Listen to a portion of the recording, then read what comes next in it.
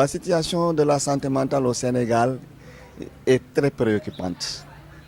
Et c'est de ce constat-là qui a fait que nous, en tant qu'UFR, nous avons créé même une unité de santé mentale. Parce que nous constatons que la prise en charge des personnes qui ont des troubles et qui ont besoin de prise en charge n'est pas très bien assurée. Parce qu'en réalité, si vous regardez le Sénégal qui compte que 35 psychiatres, vous verrez que sur 18 millions d'habitants, il y aura vraiment un besoin notre criard de prise en charge. Et en même temps aussi, il faudra savoir que la santé mentale n'est pas uniquement que médicale. C'est la partie surtout non médicale qui est importante. Et vous voyez, il faut commencer par l'IGB. Nous avons connu il n'y a pas longtemps un suicide qui est dû à des problèmes qui n'ont rien à voir avec la prise en charge médicale, mais qui a besoin de psychologues. Et vous voyez, nous avons dans toute l'université de Gaston Berger de Saint-Louis, nous avons que 2 psychologues et d'autres conseillers qui vous voyez donc que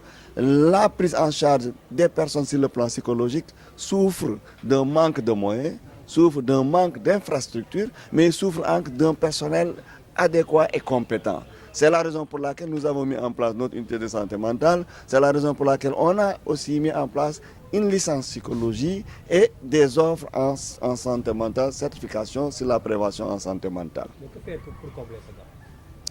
Je pense que pour combler ce gap, il faut continuer ces actions d'abord que nous prenons en charge. Vous voyez, nous nous disons que il faut aller vers les communautés. La formation que nous venons de recevoir aujourd'hui nous permettra non seulement déjà d'être bien outillés, mais également de pouvoir également renforcer même d'autres capacités.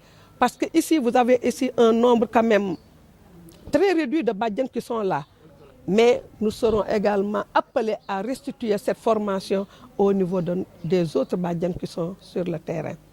Je ne saurais terminer sans pour autant remercier davantage Enda Jeunesse Action de penser à faire cette formation à cette cible qui est appelée à accompagner sa communauté. Mais également l'université Gaston Berger, de par ses éminents professeurs, de par ses psychologues, de par son directeur de la CEF, de leur disponibilité. Parce que j'ai dit tantôt, l'andragogie, la formation d'adultes, c'est une formation qui a une forme qu'on doit lui donner pour que ces adultes puissent comprendre. Et nous étions très à l'aise ces 2 jours pour pouvoir comprendre aisément ce qu'ils ont eu vraiment à nous donner.